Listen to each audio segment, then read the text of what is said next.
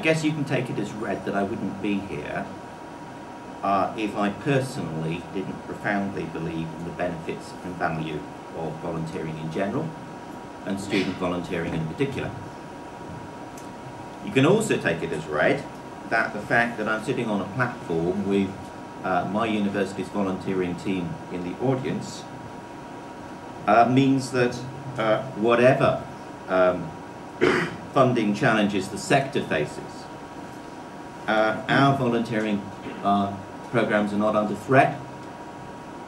Far from it, the opposite is the truth. There's a very strong institutional commitment at my university. So NTU team, you can relax. But I'm going to put my personal beliefs and my institutional commitment to one side for the moment and approach the forum not as someone who happens to be supportive, but from the perspective of a hard-nosed member of a senior management team of a university, and I am, who is directly involved in challenging the effectiveness and value for money of streams of activity in the university, and sometimes making harsh budgetary decisions, which are unpopular, because that's my job, or at least it's part of my job. And what I'm going to argue is that, particularly in troubled economic times, we've got bumps in the road in relation to funding in regard to volunteering, student volunteering, we know that. But there are public expenditure cuts on the horizon. And whatever the government says, there's no way higher education will be shielded from these cuts over the next few years. It is inevitable. Generally speaking, this year, the sector has got a favourable funding settlement from HEFCE. 2010, 2011 and 2012 are going to be very difficult years. So,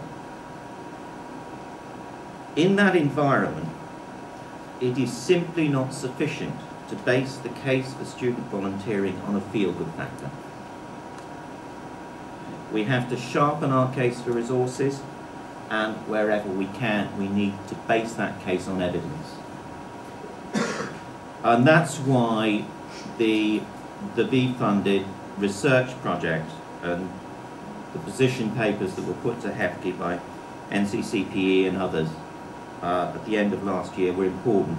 Less so, frankly, because of the campaign to try to persuade HEFCE to continue to emphasise funding support for student volunteering. But more because of these declared support for a project to build a robust evidence base of the impact of student volunteering. That is really key. Let me explain what I'm really saying here. I don't take huge account of what HEFCE says. I don't take huge account of what they say in respect to various streams of funding my university receives.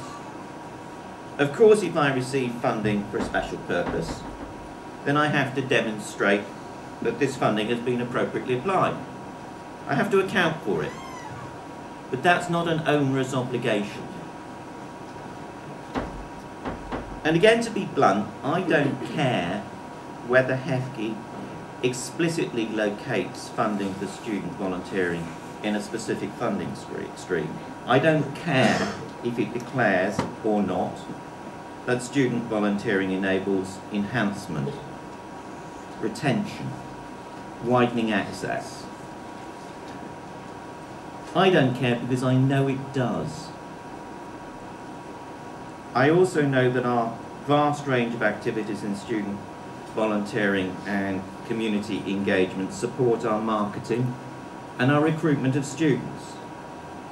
I know that community active students stand a better chance of getting good jobs because it helps them demonstrate their graduate attributes.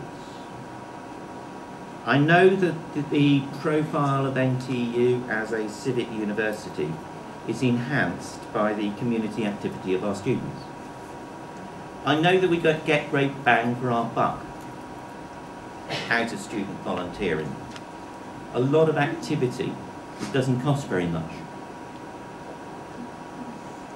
Now, how do I know? Well, although I said that I really do welcome the support for the research project to evaluate quality, quantity and impact, and that's very, very important. I know because I hear stories. Stories, true stories I hasten to add. I hear them from students. I hear them from the community, which weave together into a narrative which leads me to be able to persuade others of the importance of student volunteering. Please don't underestimate the persuasive power of that narrative. Whilst we, each of us, undoubtedly sit on extensive evidence bases which can be interrogated by a well-constructed longitudinal research study, focusing on quantitative analysis and impact and other important issues such as that, we also have immediate access to nuggets of pure gold in regard to qualitative experience. Let me give you a couple of examples from my own university to illustrate what I'm saying. Retention. For a university of our sort, with a commitment to widening, strong commitment to widening participation, we're great at retaining and progressing students. There's loads of quantitative data to support that. We do very well in league tables and so on and so forth. Now what I'm going to do is to tell you a story. What follows is in quotes. This time last year, I had second year blues, running out of money, deadlines looming, lectures and seminars being missed. My motivation was at an all-time low. I realised that if I didn't do something fast, I'd end up failing the year. This student then describes how he decided to take part in student volunteering week. Then he says this: at the end of the week, after meeting so many new people and trying something different, I really felt for the first time that this is what being at university should be like. It really got me back on track and helped me get motivated to make university a successful and enjoyable experience. That student ended up with a 2-1 degree and a great job. Now, how did this story, which happened, which had appeared some months before in our student union magazine, how did that story come to my attention? Well, because we're really, really good at retention, we were selected by the National Audit Office as a case study. They reported to the Public Accounts Committee of Parliament, who described us as being awfully good chaps. And then the Guardian, education correspondent of the Guardian newspaper phoned up and said, well, please can I come and see you awfully good chaps? And she didn't actually say that, you know what I mean. And I asked for lots of stories, because stories sell newspapers. And this was one of them. Let me tell you another story. On Thursday evening, just gone, I was talking to Steph, who runs our law school pro bono clinic. Steph's brilliant, she's hard-working, she's committed, she's professional. And I asked Steph whether she had any evidence that students who volunteer in the clinic do better academically. And we agreed that as the clinic had only been operating for about 3 years, it was far too early to do comparative analysis. But then she said the following: I tutor employment law, and I can say, and other tutors would say the same thing, that students who've worked in the clinic, whether on employment cases or otherwise, just seem to get it more quickly. Do they more easily get jobs, I asked. Oh yes, I can point to any number of students who talk about successful job interviews and what they made of their clinic work. Does it help the law school recruit students, I asked. Oh yes, I can point to a number of students who selected Nottingham Law School because they could work at the clinic. Now, I'm not saying that I couldn't find out and be told about these stories easily. I only had to ask. But I did have to ask.